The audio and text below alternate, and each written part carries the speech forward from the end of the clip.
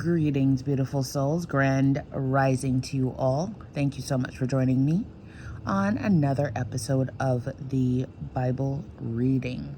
So today we're going to continue with Genesis 11, the Tower of Babel. Let's get right into it. Now, the whole earth had one language and the same words. And as people migrated from the east, they found a plain in the land of Shinar and settled there. And they said to one another, "Come, let us make bricks and burn them thoroughly." And they had brick for stone and bitumen for mortar.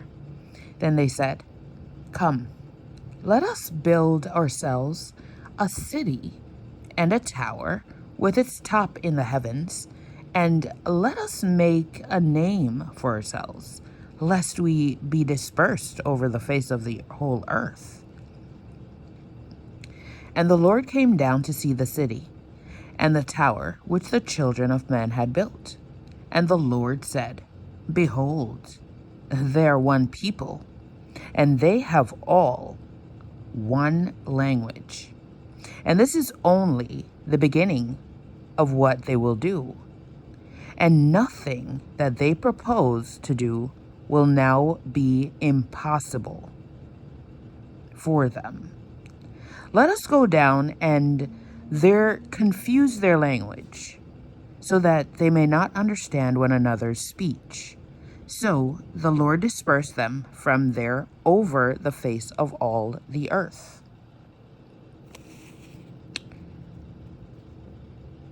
And they left off building the city. Therefore its name was called Babel, because there the Lord confused the language of all the earth. And from there the Lord dispersed them over the face of all the earth.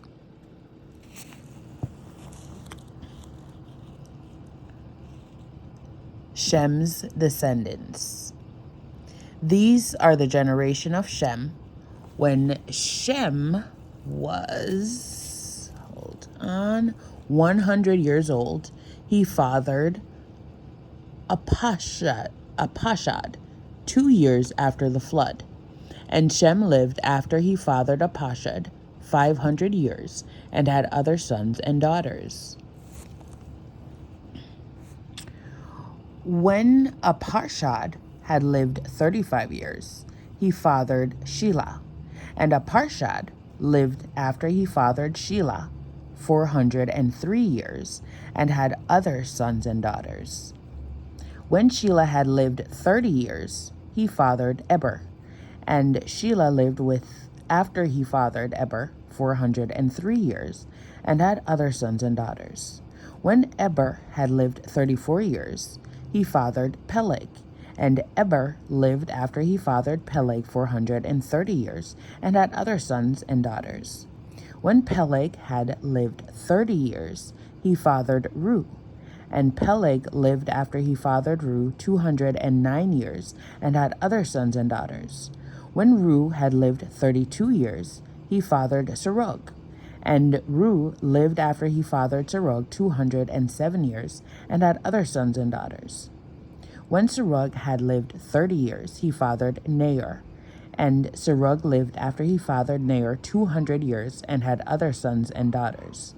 When Nahor had lived 29 years, he fathered Terah. And Nahor lived after he fathered Terah 119 years and had other sons and daughters. When Terah had lived 70 years, he fathered Abram, Nahor, and Haran. Terah's descendants. Now these are the generations of Terah.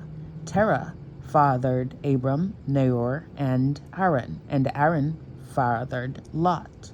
Haran died in the presence of his father, Terah, in the land of the kindred, in Ur of the Chaldeans. And Abram and Nahor took wives. The name of Abram's wife was Sarai, and the name of Nahor's wife, Milcah, the daughter of Haran, the father of Milcah and Iscah. Now Sarai was barren, she had no child.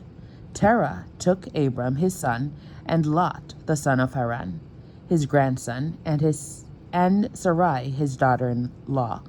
his son Abram's wife, and they went forth together from Ur of the Chaldeans to go into the land of Canaan. But when they came to Haran, they settled there. The days of Terah were 205 years, and Terah died in Haran. Our beautiful soul. So that is the end of Genesis chapter 11, the Tower of Babel and Shem's descendants. Okay. So I'm actually going to make this part 1. And in part 2, I'm going to give my thoughts on this particular chapter. Okay.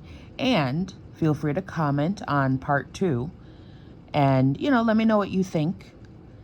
All right. I would love to know what you think. All right. So I will talk to you soon.